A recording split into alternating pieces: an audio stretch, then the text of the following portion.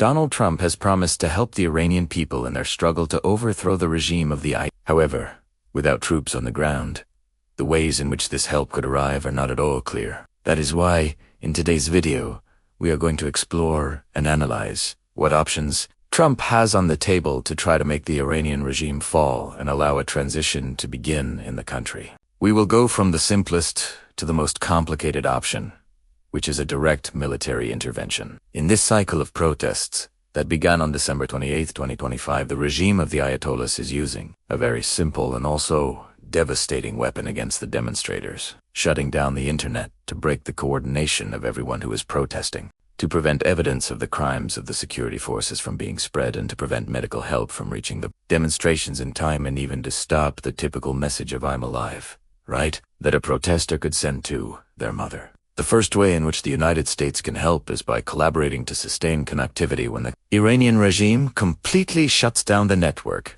We have seen testimonies that some people manage to connect irregularly to the internet via satellite with services such as Starlink, which enters the country clandestinely while the regime tries to detect it and even interfere with it using military means. Here the United States can help by removing legal and financial obstacles to provide this type of communication to Iranians, and by coordinating technical improvements with providers to resist interference. If people can talk, share evidence, and organize themselves, even with difficulties, repression becomes much less effective and more unsustainable in terms of the regime's international image.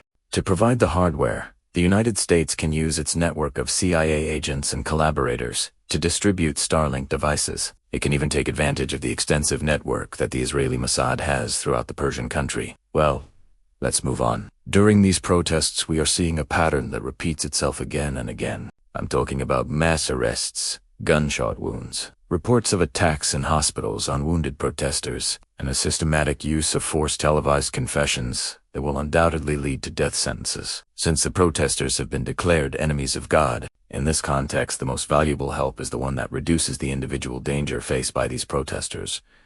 Because every detainee who returns home, every wound that is treated in time, or every family that is not left alone is one more day of oxygen for the Iranian movement, right? That is why the United States can support legal defense networks and human rights efforts when they are violated in the country.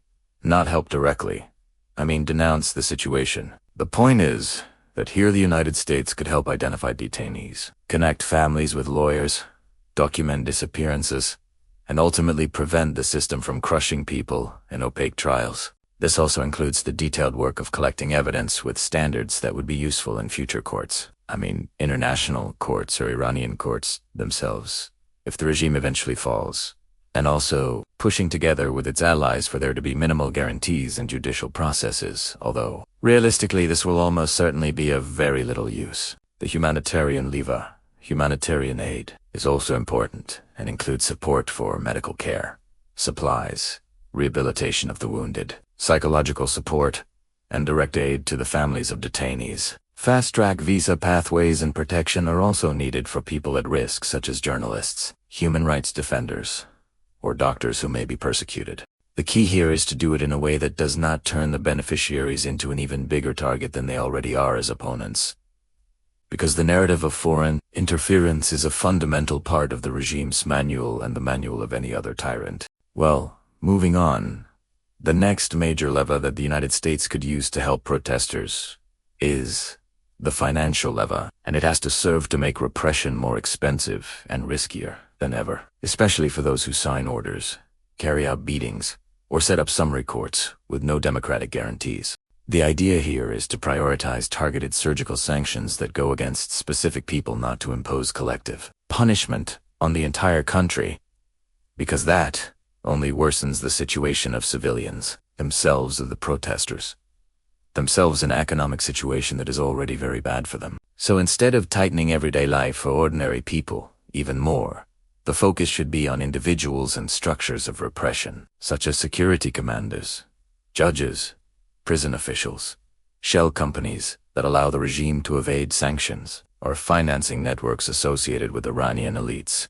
This is where attention needs to be focused. In short, the United States could freeze assets, restrict visas, and block transactions for specific people and entities. Ultimately, Both the United States and its allies have significant leverage when it comes to ensuring that there are no backdoors in the financial system through which money and wealth can slip through for all these people.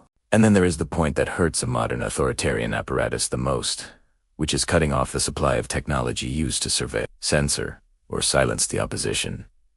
Because all this connectivity shutdown ultimately relies on infrastructure. Many organizations and international actors are calling precisely for stopping the export of interference and censorship technologies, because they argue that informational strangulation at critical moments is one of the major assets the Iranian regime has. The problem is that to do this, you really need China and even Russia, and I do not think that either China or Russia are very willing to see the regime of the Ayatollahs fall. Up to this point, these are the things the United States could do without getting its hands dirty. But what if Trump finally decides to use force? In that case, he would have several options. The first would be the aerial scalpel, that is, selective airstrikes, with a very simple logic. If the regime represses because it has muscle, you cut the muscle. In Iran, that muscle is not just the regular army, but rather the Islamic Revolutionary Guard Corps, which, as you know, functions as a Praetorian Guard for the Ayatollahs themselves, both internally and externally through the Quds forces. In addition to being a military actor, it is also an economic actor, since it controls a large part of the country's strategic industries. So a selective bombing campaign could, in theory, target the leadership of the Islamic Revolutionary Guard Corps. As Israel already did in the 12-Day War, it could strike specific military infrastructure, command centers, depots, bases, communication nodes, and ultimately things that serve to coordinate repression within the regime. As I was saying, these attacks are very interesting, especially those aimed at decapitating the regime, not only because this could abruptly end the regime itself, but also because even if the regime survives, those who come after will think twice before repeating the behaviors that led previous leaders to such an extreme situation of being bombed. This example is what we have recently seen in Venezuela with the detention of Maduro, or in Lebanon when Israel eliminated Hezbollah's leadership, where those who came afterward behaved much more cautiously. That said, on paper it sounds easy, but in practice, the risk is double. On the one hand, there may be civilian casualties, and the regime can use this as propaganda to unite the country against an external enemy. On the other hand, the blow may not weaken power, but rather consolidate it, because when a country feels attacked from outside, it often closes ranks. It is basically the same argument in the end. That is why Donald Trump has insisted so much that what he wants is to help the protesters, and said ID's coming. The second option the United States has is to establish a no-fly zone.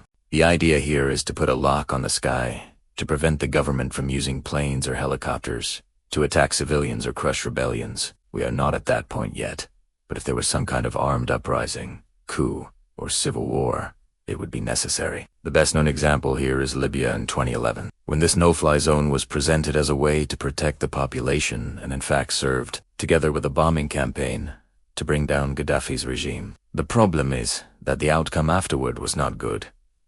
Libya became a failed state. It also seems easy, but here too there are risks. First, air defenses, radars, and missile systems have to be neutralized, because otherwise, planes cannot fly safely. So a no-fly zone first has to begin with a campaign of attacks that blind the country that suffers it, and that is already a full-fledged military intervention, with the risks of escalation that entails, with direct or indirect responses that Iran could carry out through its allies, or on its own, and even the risk that Iran could close the Strait of Hormuz or attack the Persian Gulf monarchies by launching missiles, for example, against their oil facilities. The third route would be the use of special forces operations. Here the objective would not be to invade or occupy, but to carry out limited operations such as rescuing people, extracting dissidents, carrying out targeted sabotage, providing on-the-ground advice to groups that are organizing, coordinating intelligence, or even once again eliminating elements of the political or military leadership of the regime. This type of intervention has two apparent advantages. On the one hand, it is more discreet and can be faster, but it also has two classic problems. The first is that if it is discovered or goes wrong, the public humiliation can be enormous. Imagine how that would look. In fact, Special forces already suffered a major setback in Iran in the past, and the regime could use it to justify even greater repression. The second problem is that supporting groups on the ground always opens a Pandora's box, because in an internal crisis it is not always clear who is in charge, who represents whom, who is moderate today and radical tomorrow, and who is infiltrated. We already saw this in Afghanistan or Syria, where many times you trained someone or gave weapons to someone, and then that person turned out to be extremely extremists, or ended up being overrun by extremists who took all the equipment from them. However, assaulting and bombing are not the only military resources of the United States. Because if the United States wanted to get involved without appearing in the photo, the typical path is not to send Marines, but to open up the box of clandestine tools. Here the CIA has a long history of covert operations to influence political scenarios outside U.S. borders, especially in the Middle East. Sometimes the CIA collaborates by supporting positions, moving pieces to force changes in power. In short, there are many things the CIA can do. In fact, under U.S. law, a covert action is defined as an activity to influence political, economic, or military conditions abroad, while ensuring that the role of the United States is not apparent or publicly acknowledged. And when we talk about Iran, the historical precedent that always hangs in the air, the elephant in the room, is 1953, when the CIA participated in the operation that ended up over Mossadegh, something later acknowledged through declassified documents. This is another option that U.S. intelligence services surely remember. In any case, intelligence and sabotage operations are another way. This is better understood with the example of giving eyes and hands to a protest. Eyes mean information. For example, alerts about security force movements, deployment patterns, where the hotspots are. It is enough for the regime to lose its monopoly on information and start moving with the feeling that someone is watching over its shoulder. The hands part, when we talk about hands and eyes, would be sabotage, the more delicate part. Because here it is no longer just about telling what is happening or providing information, but about trying to make certain levers of the state work worse. We are talking about communications, logistics, or control nodes. The attraction, from the point of view of the intervening party, is that with very little you can generate a lot of chaos, with very few resources. The problem is that you cross a dangerous line, because once again the regime can present this as foreign aggression and unite the population against an external enemy. Another method used by intelligence services is the financing and training of the protesters themselves. In the end, financing and professionalizing opposition groups can improve coordination, discipline, and the ability to withstand repression. This potentially includes networks inside the country, and also facilitating movements in peripheral areas where the state has more friction, such as Kurdish areas. Since we know that the Kurds have an excellent relationship, for example, with the United States. In fact, in recent weeks, there's been a lot of talk about the role of Iranian Kurdish parties and militias that already have experience and a wide border through which they can receive information, training, or material. In fact, some of these Kurdish militias have already claimed that they have carried out attacks against the Islamic Revolutionary Guard Corps. And finally, of everything we have seen, from direct military action to intelligence issues, we also have psychological operations. Here the objective is not to destroy tanks or wear down regime forces in the streets, but to amplify discontent. Abuses ridiculed figures of power and ultimately feed a sense that their regime no longer rules, not even its own narrative. In a protest context, this can be very powerful, because perception is almost everything. If people believe the regime is weakening, te date more, and if the security apparatus believes the ground is shaking, they hesitate more. Here, something key is to sow fear or doubt within the Iranian Islamic Revolutionary Guard Corps itself. If soldiers or mid-level commanders fear that the corps itself may be fractured, or if they doubt the loyalty of some of their colleagues, then we could start to see coup attempts, rebellions, or even mass defections. And how can this be achieved? Here we have to talk about the cyber domain, which we have not touched on yet. In this case, the idea is to strike through cyber attacks, hitting military, police, and communication networks. The point is to make coordinating repression more difficult. And, as we said, to make people start to doubt. There are also more ways. Secret documents can be brought to light, evidence that exposes corruption and internal struggles within the security forces and within the regime itself. In the end, it is about not turning off the lights on the Iranian regime, but also opening the drawers so the neighborhood can see what was inside the regime. In short, I hope you liked this small analysis of what the United States can do to help Iranian. I am still listening to feedback on the new format. I hope you liked it, and we will continue covering the Iran conflict, which seems imminent and ready to explode. So we will see each other here on Memorias Deped. Thank you very much for being there, and until next time.